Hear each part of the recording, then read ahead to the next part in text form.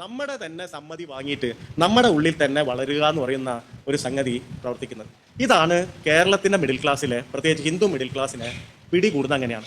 എന്ന് പറഞ്ഞാൽ അവരുടെ കൺസെന്റ് ഉപയോഗിച്ചിട്ടാണ്. ഇപ്പം ഞാൻ ഒറ്റ കാര്യം പറയാം, എൻ്റെ കുടുംബ ഗ്രൂപ്പ് ഉണ്ട്, വാട്സാപ്പ് ഗ്രൂപ്പ്.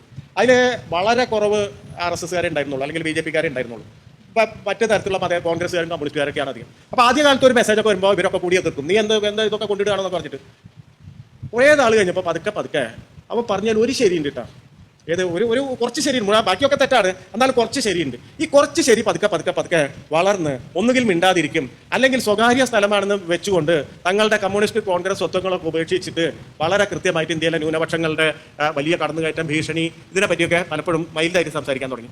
ഇതിൻ്റെ ഇടയിൽ ഒരു മെസ്സേജ് വരികയാണ്, ഒരിക്കലും ഒരു മെസ്സേജ് വരികയാണ്. ആ മെസ്സേജിൽ പറയുന്നത്, ഔറംഗസേബ് മരിക്കാൻ നേരത്ത് ശിവജിയെ വിളിച്ചു, ശിവജിയോട് പറഞ്ഞു, മാപ്പ് ശിവജി, ഞാൻ നീയായിട്ട് തർക്കത്തിന് പോയതാണ്, എൻ്റെ ജീവിതത്തിൻ്റെ എല്ലാ ദുരന്തത്തിനും കാരണം, അതുകൊണ്ട് നിന്നോട് മാപ്പ് ചോദിക്കാതെ എനിക്ക് മരിക്കാൻ പറ്റില്ല. ഇതാണ് മെസ്സേജ്.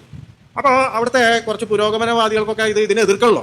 അപ്പോൾ ഇതിനെ എതിർക്കാൻ വേണ്ടിയിട്ട് അങ്ങനെയൊന്നും സംഭവിച്ചിട്ടില്ല, നീ തെളിവ് കൊണ്ടുപോകാന്നൊക്കെ പറഞ്ഞിട്ട് ഇങ്ങനെ അതിൻ്റെ യുദ്ധങ്ങൾ നടത്തുകയാണ്.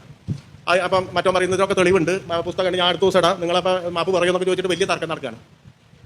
ചരിത്രം പരിശോധിച്ചാൽ ഔറംഗസേബ് മരിക്കുന്നതിന് മുമ്പ് 28 വർഷം മുമ്പ് മരിച്ച പോയ ആളാണ് ശിവജി.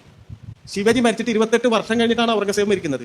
ഇതൊരാളുടെയും മനസ്സിൽ വരുന്നില്ല, ഒരാളുടെയും ചിന്തയിൽ വരുന്നില്ല. എന്ന് പറഞ്ഞാൽ നമ്മൾ പലപ്പോഴും വാദം പോലും, നമ്മുടെ വാദപ്രതിവാദം പോലും ഒരു സത്യാനന്തരത്തേക്ക് പുറത്താണ്, സത്യാനന്തര പൊളിറ്റിക്സിന് പുറത്താണ്. ഇത് സവർക്കർ അവസാന കാലത്ത് വെച്ചിട്ടുള്ള ഒരു മുദ്രാവാക്യമുണ്ട്. സവർക്കർ ഇങ്ങനെ ഇപ്പോൾ ഈ പറഞ്ഞ പുണ്യഭൂമി, പിതൃഭൂമി, ഇങ്ങനെ നിരന്തരമായിട്ടുള്ള മുദ്രാവാക്യങ്ങൾ വെച്ചുകൊണ്ട് നമുക്ക് 5 ദിവസം സംസാരിച്ചാൽ തീരുന്നതുകൊണ്ട് ഞാൻ നിർത്തുകയാണ്. അവസാനം വെച്ചത് ഹിന്ദുവൈസ് ഓൾ പൊളിറ്റിക്സ് ആൻഡ് മിലിറ്ററൈസ് ഹിന്ദുഡം എന്ന് പറയുന്ന ആശയമാണ്. അതായത് ഹിന്ദു രാഷ്ട്രത്തിലേക്കുള്ള അവസാന പടവ് എന്ന് പറഞ്ഞാൽ ഹിന്ദുവൈസ് ഓൾ പൊളിറ്റിക്സ്, എല്ലാ പൊളിറ്റിക്സും ഹിന്ദുവൈസ് ചെയ്യാം, ഹിന്ദുവൽക്കരിക്കുക. ആൻഡ് മിലിറ്ററൈസ് ഹിന്ദുഡം, ഈ ഹിന്ദുക്കളെ സൈനികവൽക്കരിക്കുക. ഇതാണ് ആശയം. എന്ന് പറഞ്ഞാൽ സൈന്യം വേണ്ട, പിന്നെ ആർമി ഒന്നും വേണ്ട, പിന്നെ അത് തന്നെ. ഇപ്പോൾ ഒരു കൈയോട്ടി കഴിഞ്ഞാൽ രാജ്യം മുഴുവൻ ഈ ഹിന്ദു രാഷ്ട്രത്തിന്റെ ആർമിയായിട്ട് വരുന്ന തരത്തിൽ മിലിറ്ററൈസ് ചെയ്യുക. ഇതാണ് ഈ അഗ്നിവീർ പദ്ധതിയൊക്കെ 5 കൊല്ലം കൂടുമ്പോൾ ഇവരെ ഒരു എന്തുകൊണ്ട് ഇവർക്ക് പെർമനന്റ് ആക്കുന്നില്ല എന്ന് പറഞ്ഞാൽ ഇന്ത്യയിലെ മുഴുവൻ ഹിന്ദുക്കളെയും എടുത്തിട്ട് സൈനികവൽക്കരിക്കണം. അതിനുവേണ്ടിയുള്ള പരിപാടിയാണ് അഗ്നിവീറൊക്കെ. എന്ന് പറഞ്ഞാൽ സവർക്കറിസത്തിന് അനുസരിച്ചാണ് ശരിക്കും പറഞ്ഞാൽ മോഡിയുടെ ഭരണകൂടം മുന്നോട്ട് പോയിരുന്നത്, ഹിന്ദു രാഷ്ട്രത്തിന്റെ ദിശയിൽ മുന്നോട്ട് വരുന്നത്. അതുകൊണ്ട് ഈ സാംസ്കാരികമായിട്ടുള്ള ഇടപെടൽ എന്ന് പറയുന്നത് ചെറിയ കാര്യമല്ല.